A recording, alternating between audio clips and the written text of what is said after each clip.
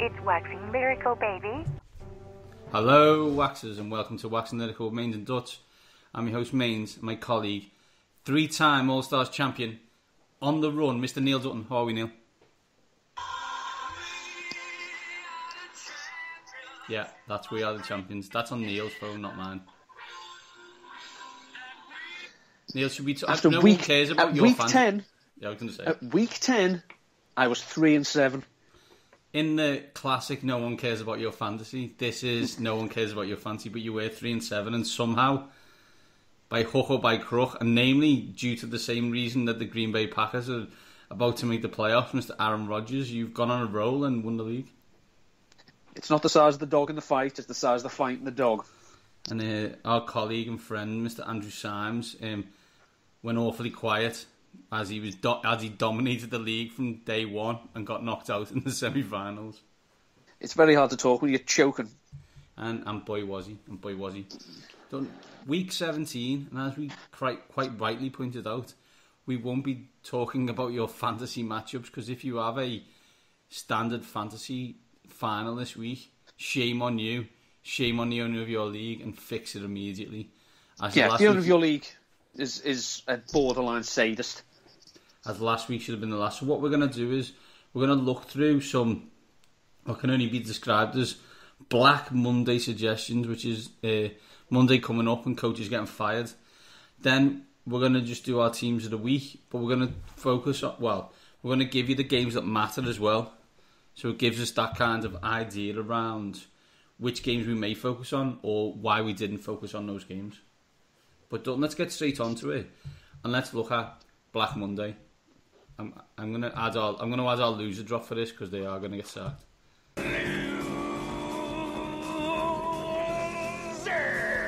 So Dalton, what we've tried to do is I've gone through the divisions in no real particular order and picked out a couple of coaches who may not have their job come Monday for a multitude of different reasons. We'll start first in the NFC South, and that's Sean Payton. Now, I'm not sure if he'll get fired, but we'll have our standard.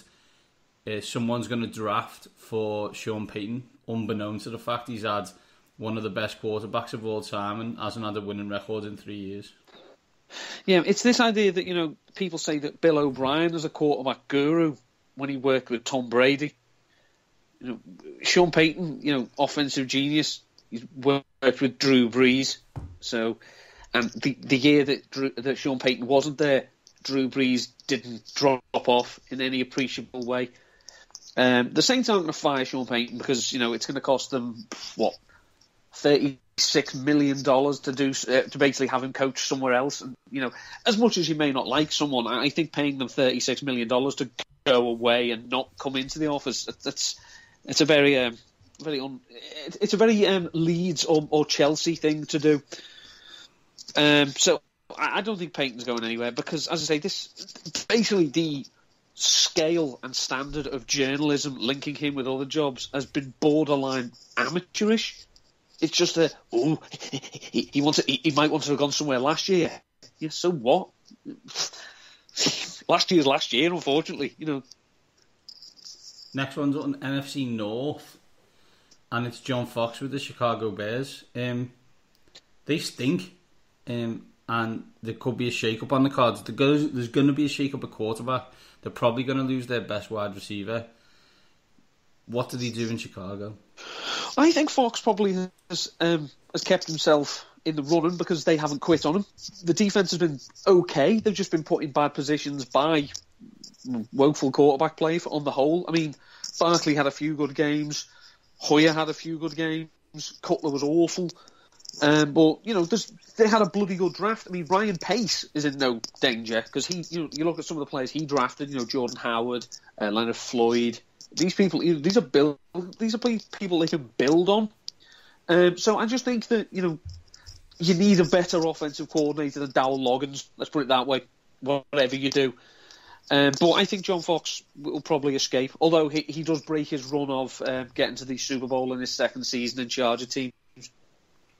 Speaking of offensive geniuses, the offensive genius, Mr. Chip Kelly, and NFC West 49ers, they flat out stink and have no talent whatsoever. I'm more than happy to blame Trent Baalke for that. I assume that Jed York won't and fire Chip Kelly. Well, I think again you can bring in Chip Kelly for all the faults, and give him absolutely nothing on offense. We all know that in the Eagles he did his very best to rob himself of skilled players at offense. But if you drop in a position where it's already been done, I don't know what you expect. I mean, this is such a talent-deprived roster at every single level. So again, if you don't fire Trent Baalke, but you fire Chip Kelly, or you keep them both, that's not the recipe to getting back to anywhere near relevancy. I would keep Kelly, but Baalke's got to go. I mean, then what you do, you don't give Chip personnel decisions, but you've got to bring in someone who'll work with Chip Kelly, and there's not that many people, so that's Tom Gamble, basically. Yeah, that's the flaw you've got yourself in, is that if you fire a GM, you almost got to fire a coach, because Chip Kelly has never worked with a GM before, really. He stuck Howie Roseman in a cage somewhere, won that battle / lost that battle. What do you do? I'm not really sure. You're not going to give him personnel control. We all saw how that went in Philadelphia. What he tried to do was get rid of all the talented players and get players from the Pac-12 who aren't as talented. Yeah, he tried to win with X and O's, not Jimmy and Joe's. And guess what? That doesn't work. Although apparently, because two first-year coaches got to the playoffs, Doug Peterson's obviously a failure. Doug Peterson's team is not much better in terms of talent than the San Francisco 49ers. As I said at the start of the season, I said they'd be a bottom 5. They're not. They're a bottom 10. But even so, they have no talent apart from Carson Wentz. But by the way, what a talent that is. And that's what you need to now decide is, any chance we can get this guy any talent whatsoever?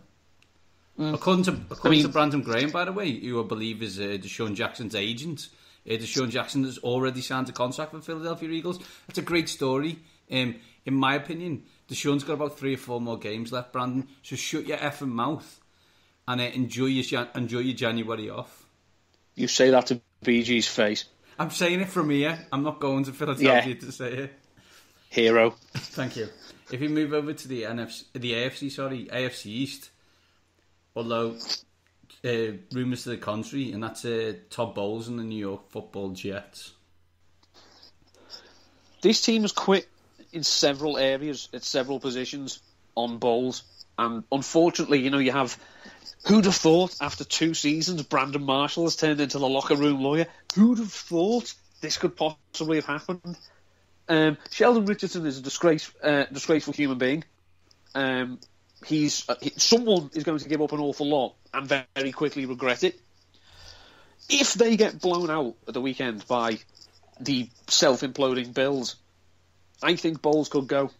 But I think he may get a pass because everyone was dazzled by how good Ryan Fitzpatrick could be, and then he turned into Ryan Fitzpatrick. So I think if they can be credible against the Bills, who, as I say, are determined to shoot themselves in both feet, he's safe. But if they get something like 45-3, something like that, bye-bye. Todd's job is an offence, but that was the narrative of the off-season. Get Fitzpatrick and we'd be fine. It's not even a sneaky bad defence. It's flipping awful. Darrell Reeves is still owed an awful lot of money and unfortunately cannot play corner anymore. I don't know how you convince him to play safety, but he can't play corner. Todd Bowles is renowned for deep, aggressive defensive lines. They had Leonard Williams, Sheldon Richardson and Mo Wilkerson, and they've done jack. That is Bowles' issue.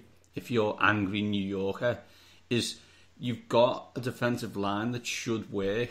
They've got names, they've got talent, and it hasn't worked. If we move over to a talented team, or I think is a talented team, anyway, and that's the San Diego, soon to be LA Chargers, and Mike McCoy. I understand that they have massive injuries and always do. I then question whether that's part of the coaching. I've got to that level. he also doesn't know how to win games. He's a coach who doesn't know how to win. Mm-hmm. I mean, we said last week, that the situation they had was a team who can't win against a team that finds bizarre and original ways to lose. So if there was a way that both teams could walk away with an L, it was very likely. They were flat against the Browns, and ultimately, that's a team that everyone should be beating.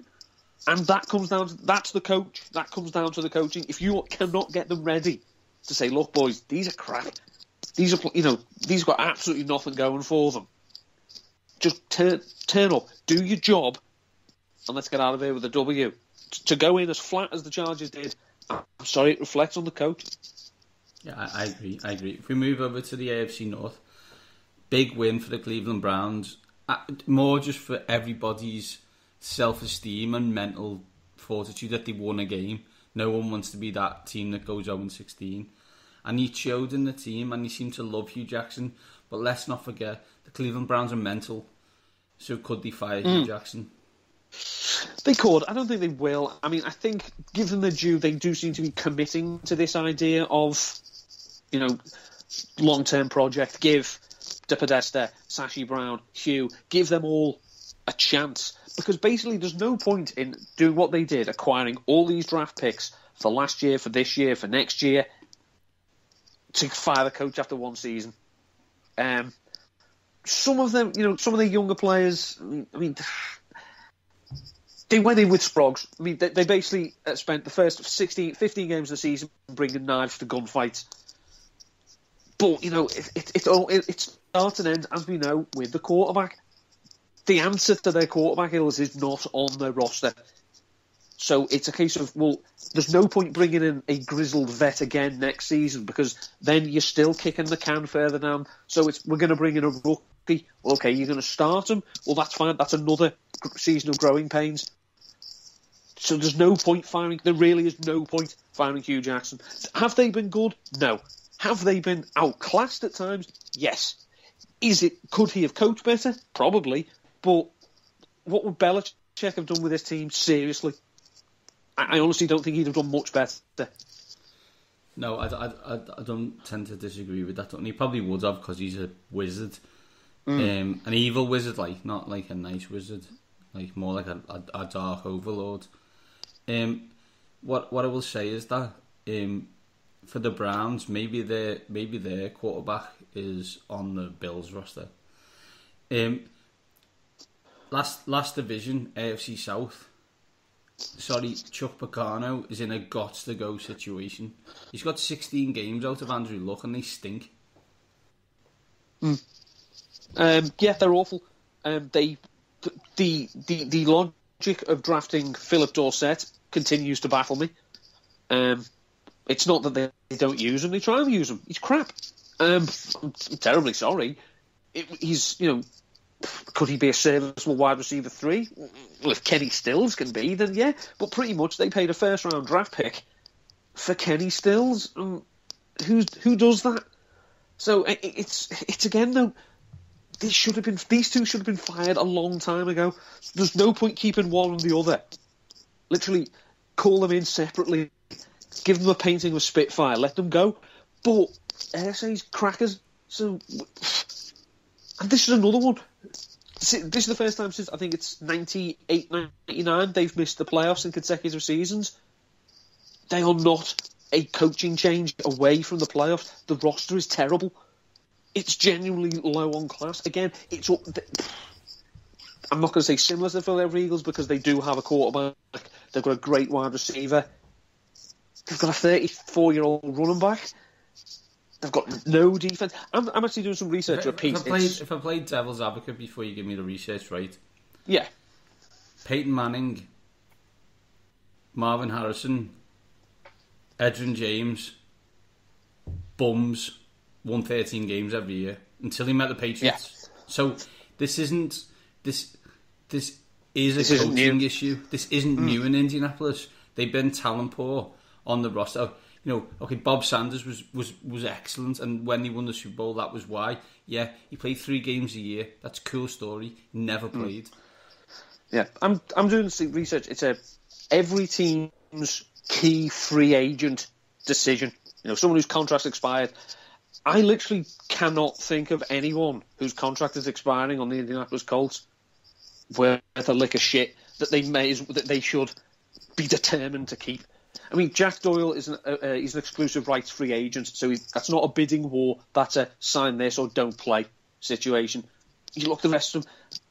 Trent Cole, really?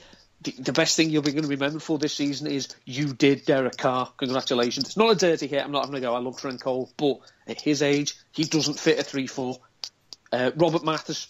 Robert, it's always better to leave at 5'2" than be told to leave at 5 past.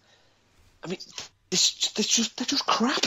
And that's the GM, and that's the poor coach.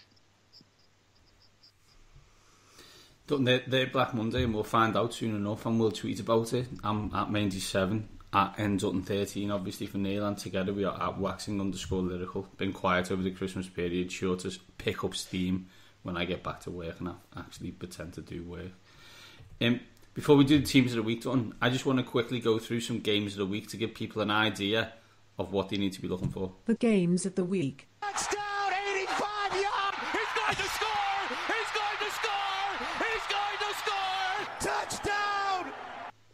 So, Dalton, I've put this into 2 categories, and that's games that matter, kind of, maybe, and games that actually really matter.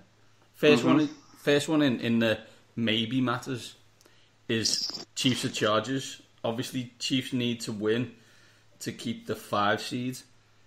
And I think, is it possible they can still get the 2 seed, or no? No, I don't think so. Okay, so they need to win. It might be because they swept the Raiders, didn't they? Right. So let's carry on and I'll find that out. Okay. Seahawks at 49ers. Seahawks need to win and hope the Falcons lose to get the 2 seed in the NFC. Obviously then Saints at Falcons. Falcons need to win to secure the 2 seed. And then Raiders at Broncos. Raiders need to win just to get the 2 seed.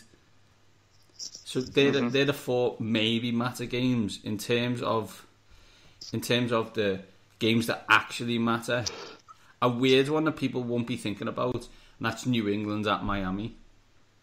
And why I say that is, obviously New England need to win for the 1 seed, but Miami need to win and hope for a Kansas City loss.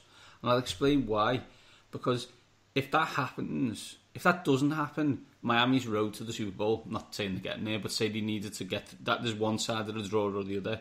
One side of the draw is Pittsburgh, followed by New England.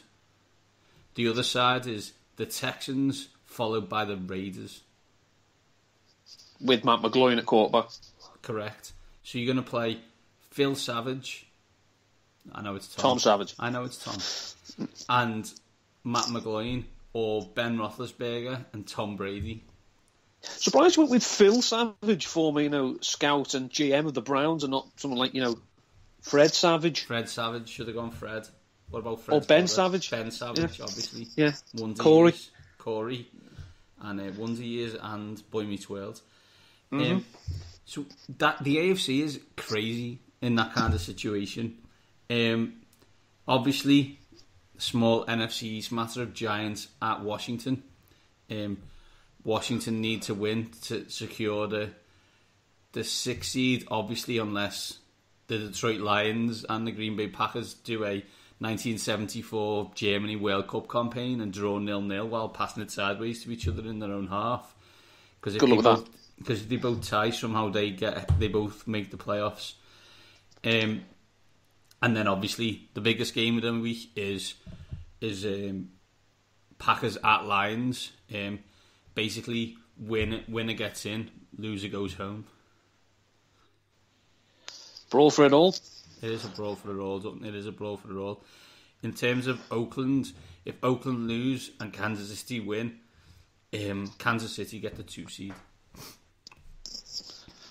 Arrowhead, cold January night. But even if they don't, there's a possibility that they would then go at Texans, at Raiders. Terrifying. That's what I'm saying, right? So Kansas City's kind of in the box seat. Just win the game, see what happens. Yeah. Maybe, though, a good idea, don't put Fat Man back in the shotgun for too many times, though. That's cool. Is that like, that's cool in a kind of, screw you, Denver, screw you. We know we played you in that Peyton Manning 50 touchdown year and you racked it up. So yeah, we're getting a fat man to throw a touchdown. Yeah, because it does go on to this, and it isn't mentioned in that season. They ran the score up on people, unashamedly so, because it was Peyton Manning. They got away with it. They didn't have to run that play, but why not? Wall rush going for it. I think literally on that big plastic sheet, there must have been some kind of stickiness with that and a defensive play call. You know, just Reed got them mixed up, and then just went, "Oh, balls to it, just go for it." It's just genius. I mean, fat man scoring touchdowns is always good. Fat man throwing touchdowns is just genius. Yeah, I mean, there was By the way, few just random one thing, touchdowns thrown by people this week. Obviously, Marquise Lee, Des Bryant, and Dontari Poe. I would assume that at least two of them probably cost people fantasy titles. Ben Roethlisberger, when he retires within 5 years, will be the size of Dontari Poe. Have you seen that picture they show of Ben Roethlisberger, like, you know, in NBC or whatever? He's got, like, as chubby cheeks as you have. Yeah. That's a professional athlete. A professional athlete, yeah, in the same sense that, you know, Phil the Power Taylor is a professional athlete. I love it. He's eating for three. He is, and doing a very good job of it. They're the games that we think you should focus on, bet on maybe, and then if we get to bet, let's look at our daily fantasy teams of the week. Mains and Duts. Daily Fantasy Team of the Week. Show me the money. So Dutton, I believe you've gone full narrative on this one, so talk me who your quarterback is. The quarterback's not really narrative based because the quarterback was the last person I picked. In the sense that he's favoured. At home, it's Carson Wentz, 5,200. See, that's interesting. Cheap option. You've gone cheap option. I understand it. I understand the logic. See, I've gone the complete opposite of that. Because what I've done is I've gone, which team's needs to win a game, and when they win, will probably blow the team out that they need to play. So I've gone for, as we speak, playing right now, the best quarterback in the league, and that's Aaron Rodgers, 7,700. He's playing the Detroit Lions in a dome, and I expect him to score 45 points. He's going to run the table. He is. If you're said New England Patriots fan or Dallas Cowboys fan, pray to whichever God you pray to that Matthew Stafford can win a big game against a winning team. Which, by the way, he's done 5 times in his entire career. Same number of times as Dak Prescott. Mm-hmm. Rodgers is in full-on cheat mode form. Running back one, Dutton. Requiring 60 yards for 1,000 for the season. Mark Ingram, 5,600. I've also gone for Mark Ingram, 5,600. Glad to see the touchdown narrative has disappeared as he ran 2 scores last week.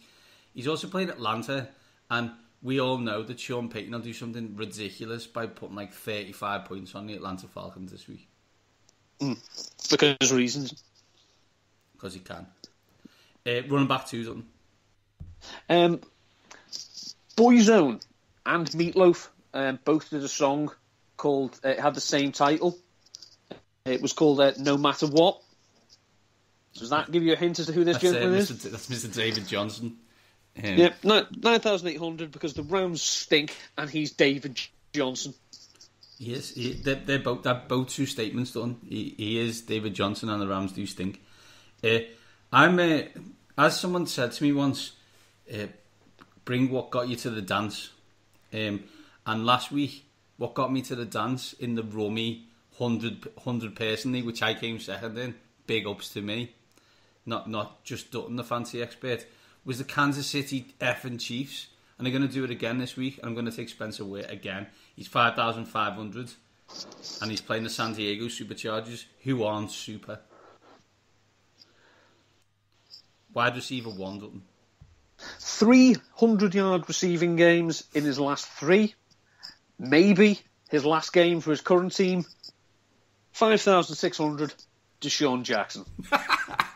I hear. Don't quote me on this.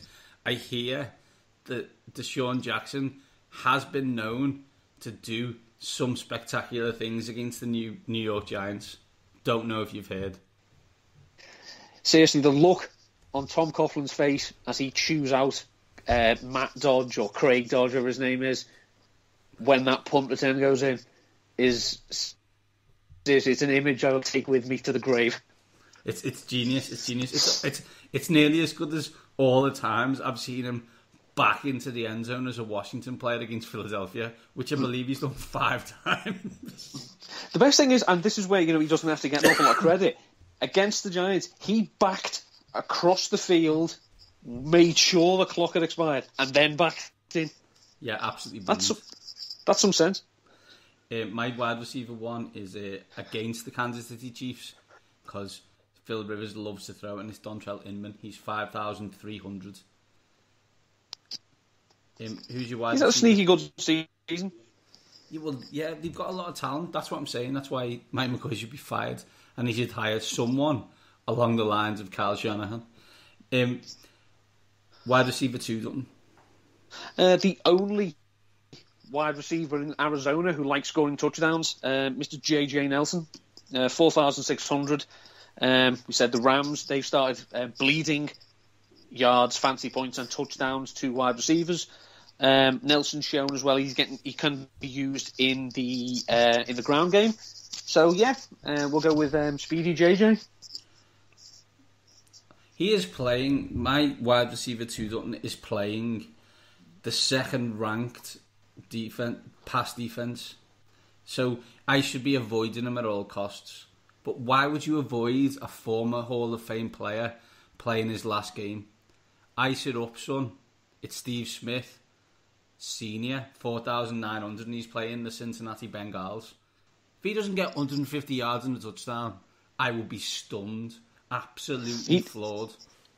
He needs 239 yards to go ahead of, is it Reggie Wayne? I think it might be Reggie Wayne. So, yeah, 30 targets for Steve Smith. Wide receiver 3, Dutton. Steve Smith, Baltimore Ravens. Full on, as I say, this is the narrative team. It's genius.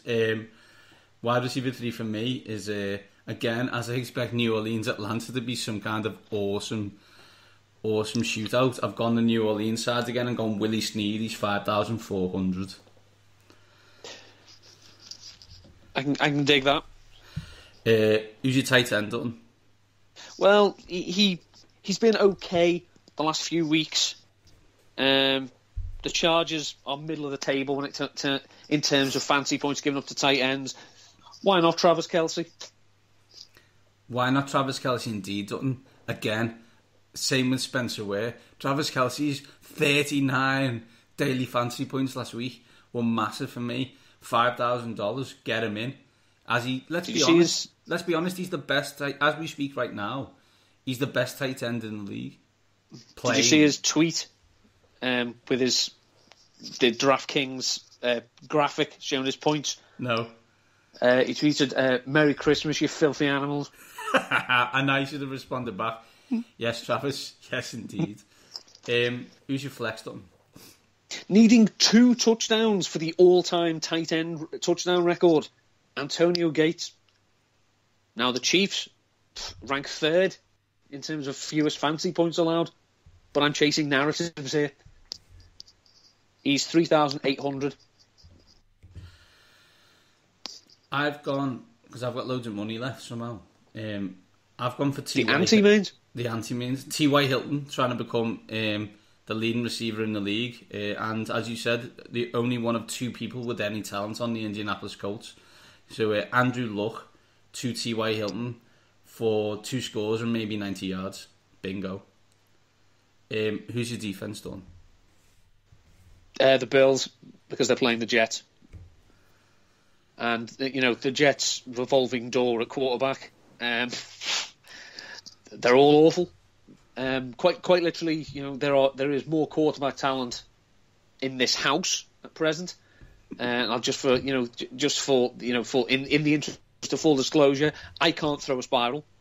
Kate's never tried to throw a spiral, and Zoe and Amy are 3 and 1. That's not their record; that's their ages.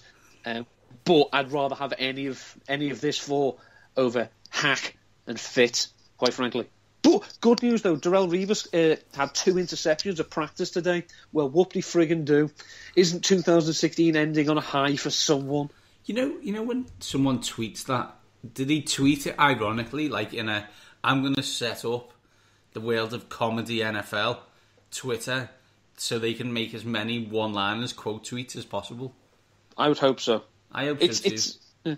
It's nearly like, every time an Eagles player drops a pass, and it happens a lot, Jimmy Kempski tweets, drop. He must have done 25,000 tweets this season. But only once has he done it when the other team have committed a crucial drop and cost the game, and he did tweet straight after it went. Felt weird tweeting it about them, not the Eagles. My defense is the Baltimore Ravens. They're playing Cincinnati, who are really pretty much devoid of talent at the moment. So, as I said, I expect them to do the Ravens maybe to get a pick 6 because it's Andy Dalton and he hasn't really got anything to play for. No, but AJ Green, not a happy camper. Why is that? Well, he believed he was fit to play last week, and the Bengals, making a business decision, and it was quite sensible, with nothing to play for, said no. I mean, the fact he needs 30 yards to become the 3rd receiver ever to have 5 straight or 6 straight, I'm not sure what it is, 1,000-yard receiving seasons. But if you get ridiculously hurt again, then the Bengals are on the hook for you. So apparently he's having a little hissy fit this week. Happy to give AJ a call, talk him through, how he's feeling, and also prospective houses in the Maryland, Washington area. Yeah, he's on the hook. They're on the hook to him for at least another couple of years. I wouldn't bother wasting the phone call. It's always nice to talk to a famous player, though, doesn't it? We'll try and get him on. Let's get him. Team of the week. Let's go a recap. Don't know who's quarterback. Quarterback is Carson Wentz because of reasons. Aaron Rodgers. Who have you got? Running back 1. Mark Ingram. Me too. Running back 2. David Johnson. I got Spencer Ware. Wide receiver 1. Deshaun Jackson. I got Dontrell Inman. Wide receiver 2. JJ Nelson. Steve Smith Sr. for the final time, unfortunately. Wide receiver 3. Steve Smith Sr. I've got Willie Snead, tight end. Baby Gronk, Travis Kelce. Also Travis Kelce. Flex. Former basketball player Antonio Gates. I've got T.Y. Hilton. And who's your defense? Buffalo Bills. I've got the Baltimore Ravens. And this fancy lineup is going into Rummy's $20 league. She's bigged it up, so I'm putting my cojones on the line for the UK after taking out 98 Yanks last on Christmas Eve. Yeah, I'm not. No, I can only do that because I won last week. I wouldn't have had any money otherwise.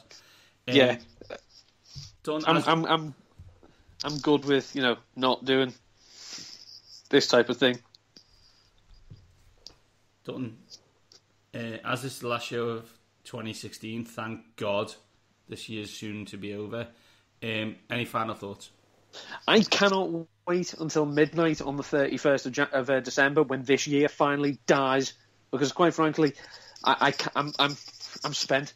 I cannot shed any more tears for people who I gave a genuine crap about leaving, while the likes of Katie Hopkins, Piers Morgan, and Rupert Murdoch still breathe.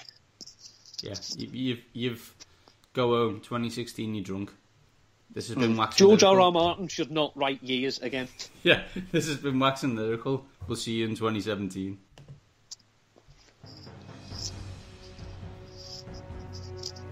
Hats off, Charlie.